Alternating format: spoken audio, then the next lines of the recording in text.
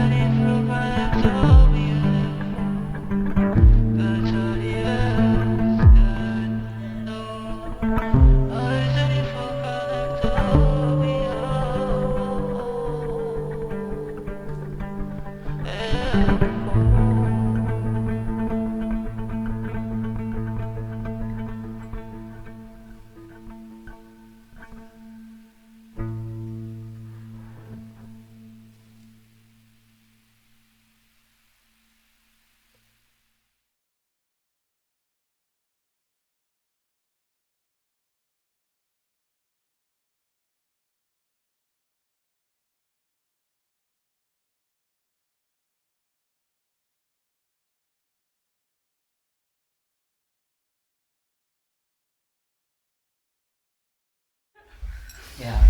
Yeah. Well, sonic interventions, huh? We're supposed to represent now. Oh my god. You remember how it all started? Kind of. I mean, yeah, last summer, no? Yeah. 2020. Beginning of summer. I think it was in June, no? Really? I thought it was earlier, but maybe it was in June. Early? Only. I think we spoke about doing something like that for a long time with different people because it was such a crazy year and no one could really play and make music. Yeah. It was quite hectic. It was really intense, like no one was able to live what they were here to live. Yeah, I think we spoke about that maybe since April or something, like really early in the year, and we never did it because it felt scary or it felt wrong or it felt like it wasn't in accordance with the rules. Yeah. So you think it was June? Maybe it was June. I mean, maybe on my perspective, because When you joined. Yeah, when I joined. I mean, when I joined. When you joined in with your camera, the little gimbal. With the gimbal. She came through with a gimbal and iPhone, Yeah. just like filming, To sneaky, filming, yeah, exactly. all the time. Actually, when did you start singing? I think maybe 3 sessions after. But actually, a friend, Astan, Yeah. invited me, and she was like, "Yeah, you have to come. It's a jam session," and yeah, I'm quite shy. Yeah. And I was like, "Okay, how I'm gonna be able to go there, but to avoid to be in front of the mic, you know?" Yes. And I was like, and it's a period where I was really enjoying filming, Yeah.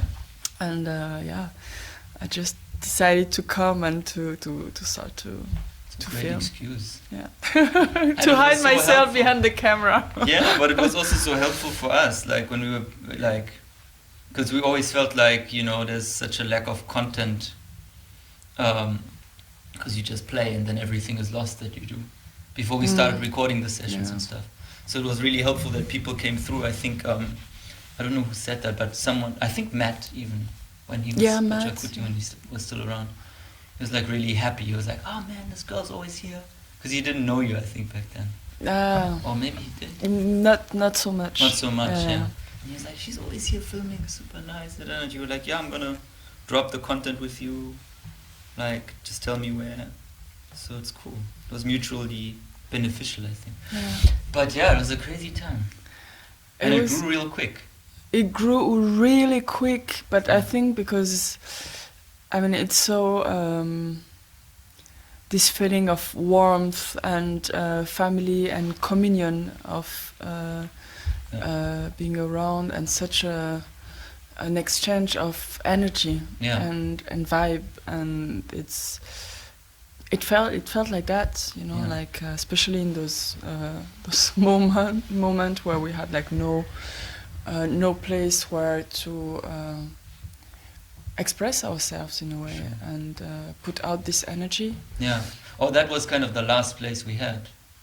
Because funny enough, like, it was, like, I think we were always struggling with the idea of, is this wrong, or is this illegal, or is it not, right? Like, because somehow we were in this gray zone. I think if we did it now, we would be in trouble immediately. You know? Immediately. And firstly, it's also too cold and all that, but I think, you know, in that summer, it was really like the only zone where things like that could still happen, outside on the field, in a somewhat, like, I don't know, maybe there's enough distance to people.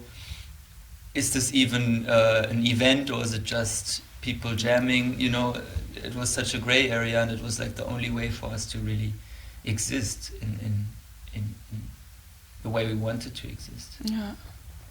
Yeah. And I mean, it felt so good that the more people were coming, and it grew super fast. And obviously, we ended up having some issues and difficult moments with the Security. legality and Yeah. security, but it did worth it. It was totally, and I think for me it was also so interesting because it was the first time in my life where I personally, because I could see it in different other spaces for sure, but where I can personally see how music and revolution are so closely intertwined, because it almost became a rebellious act to just play music at that stage. Yeah, it was. Because it was so almost, at least in that time or in this time now, systemically like almost demonized as like it's the worst thing you can do. Like bring people together and sweat and dance and sing together. Like do all the things that will transmit germs and make you feel bonded too. So it really became this rebellion where, and I would have never thought that in Germany in this time, this would become a rebellion so quickly, like just playing music. Because in other countries, for sure, because of different laws or different socio-political makeups, it's, depending what you talk about and all that. But it's crazy how quick it happens in any country, apparently. Yeah, definitely. And it has been like a really good reminder also of what's essential and how actually you can not change things, because it requires a lot of more medium to do so, but how expressing yourself can turn into a problematic situation or revolution, as you say, and also how music is important to human being, and how it's a great medium to express whatever emotion or message you wanna express. The power of music, actually. We actually live the actual power of music. Yeah, those phrases became like I think we maybe had a chance to not redefine, but like reimagine or somewhat clarify for ourselves what these phrases mean, like the power of music, coming together, like all these things that maybe if you never live it from a somewhat revolutionary standpoint, it's kind of something that you think is cool and sounds great and like somehow makes a lot of sense, but you don't live it.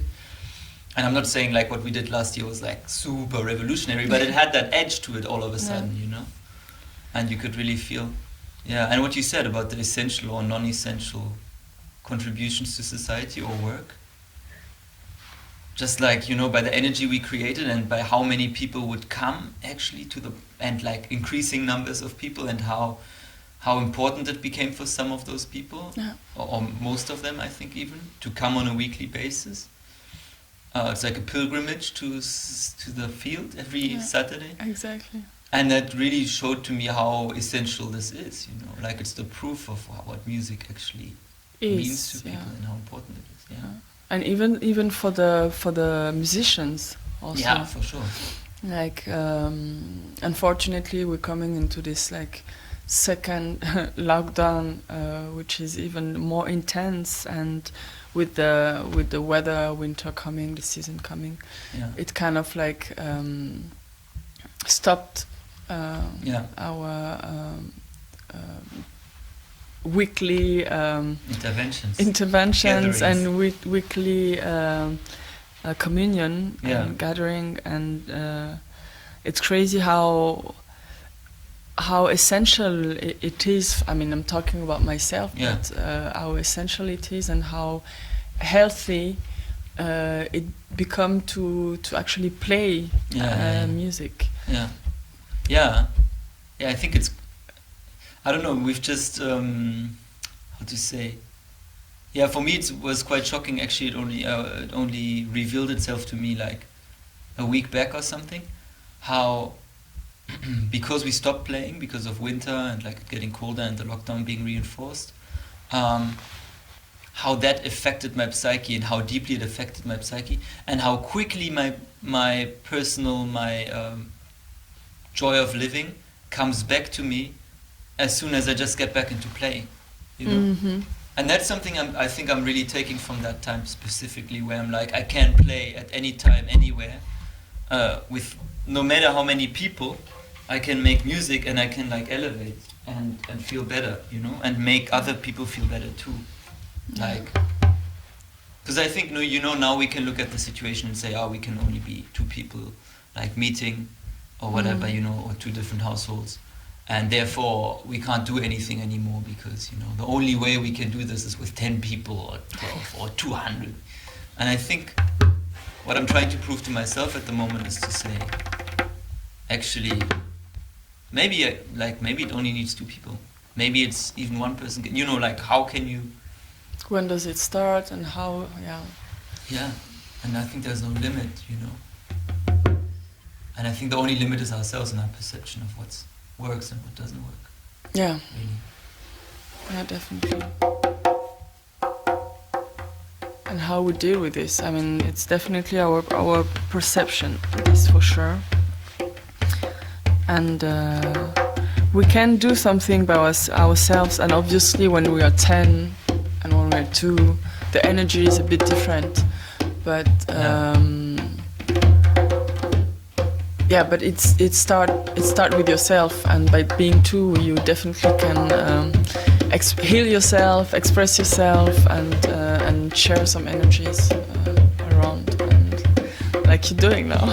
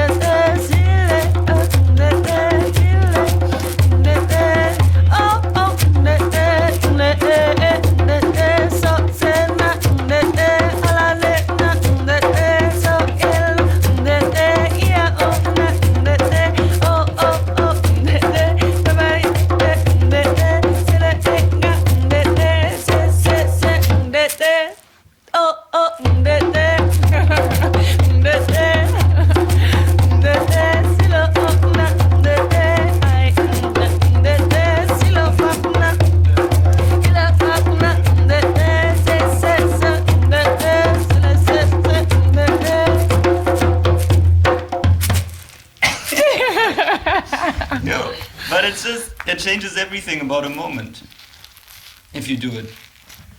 It's like, I don't know, just maybe it's the molecular structure of the air, or I don't know what is happening. You studied biology, maybe. Well, physics. I don't want to go into this because it's going to take some time, but it make totally sense. Like music is vibration, you know, and the word that we're using have some power. I'm pretty sure you know this. Like research has been done by I think it's a Japanese doctor about the water, and basically what he did is like he took like different glasses and repeated the same word to this water over and over and over and over every day, and after a certain time look up the molecule of the water, and all the glasses who received like positive words, like one was love, love, love, the other one joy, joy, joy, they had like a structure in the water super harmonious and really like perfect, if we can say so. And all the glasses who've been repeated like bad word, negative energy, hate, idiots, or anything, like the molecule structure was completely disrupted. And unsymmetrical. Exactly. And just with this, you kind of understand how, because it's just word, but word is music, it's sound, and how it affects the actually physically water. And as human being, we basically are 70% made of water. So then you kind of like make the connection. It's like, wow. Yeah, it only makes sense for sure. I mean, I've had that experience myself, I think, so many times, especially in the past year. Negativity, like negative self-talk, versus any type of communal or singular, whatever, spiritual elevation is like, it makes such a big difference in everything, like in the way you perceive colors, in the way you perceive your body, in the way you perceive other people. Definitely. It's like everything changes, and I think, that's how health is born, or disease is born, to like just from this internal perception. And I think that's the magic or the power of music, or the universality of music, is that it actually speaks to our makeup, what we're made of, and it just changes, or it just enhances the positive and the symmetric structures of and the flow within us. Definitely. I mean, you know.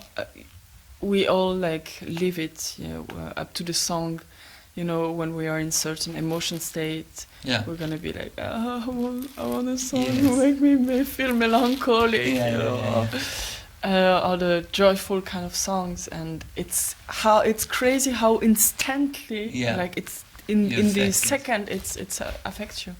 And it makes sense also why maybe music is so present in human everywhere. In human evolution. Since the beginning. That's true. In every culture and every group of people, anywhere in the everywhere. Like this need of creating an instrument, and how even if the sound is not the same, the structure is not the same. Like if you see like India, and you know, it's crazy because it's the same thing without being the same. Every culture like try to build an instrument with string or percussive instrument, and like those Czechs. They're super old. Very old concept. I mean, most of these concepts are very old. Exactly. But I mean, I think we should wrap this up because it's getting long. But maybe as a wrap up, like for people, you know, right now with everything that's going on, maybe, I don't know, what would be your word of advice, or like your personal way of dealing, like in a short... Do some music. Make some music. Just make music. Just scream. I don't know. No. try to breathe, to take care of yourself, and to do anything that you feel like doing in a creative mode, because as a human being also it's really important for us to do things, express and create things in any kind. Can be like writing, can even be drawing. I think I jump in on that, and I would add also try to have as little judgment for what you do as possible. True. You know, like as soon as I think as we can let go of self-judgment, or like the look at what we're doing as a product, or it needs to be this kind of way, or it needs to have this quality because I'm this old, I should be this good at it, or I look ridiculous when I do this. It's like, if you can find joy in it, if it can elevate your spirit, especially in these times right now, then you should really do it and not care about what the outside world may or may not think about it. Yeah. And just find happiness in that place, I think. Yeah. Really well put. Yeah. It's a wrap. It's a wrap. It's a wrap from the Sonic Interventions crew. Stay healthy, stay strong. Stay healthy, love yourself. Stay loving, first to yourself, because otherwise there's no love for anybody else, and then spread it. Yeah. No, we can't. I mean,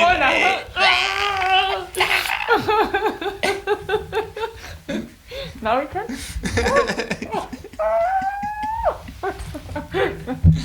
Peace out, yo.